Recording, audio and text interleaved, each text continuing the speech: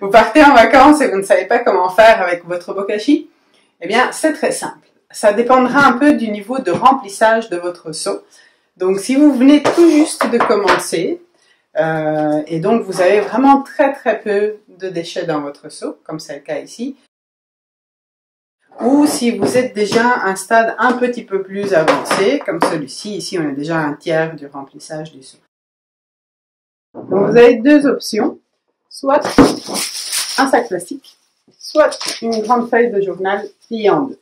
Alors, l'idée étant de ne pas laisser trop d'air dans le seau pendant le temps que vous êtes parti, que vous n'allez pas continuer à jeter des déchets.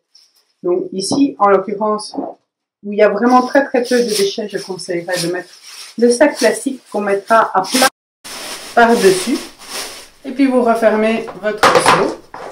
Et quand vous reviendrez de vacances, eh bien, vous n'aurez qu'à retirer votre sac plastique et recommencer à remplir normalement. Votre bokashi n'aura pas bougé, il aura commencé à fermenter et il n'y aura aucun souci.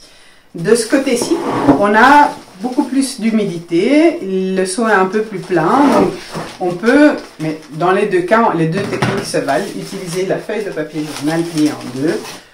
L'avantage du papier, c'est qu'il va absorber aussi un petit peu l'humidité. Et l'idée, voilà, est toujours la même, que la surface de nos déchets n'est pas en contact avec trop d'air pendant le temps que nous sommes absents. Quand on revient de vacances tout bien bronzé, on n'a qu'à retirer le plastique en particulier. Le papier journal, si on veut, on peut le laisser et mettre les déchets suivants par-dessus en ajoutant du démarreur. Et vous continuez à remplir jusqu'à ce que votre seau soit plein, comme on fait d'habitude.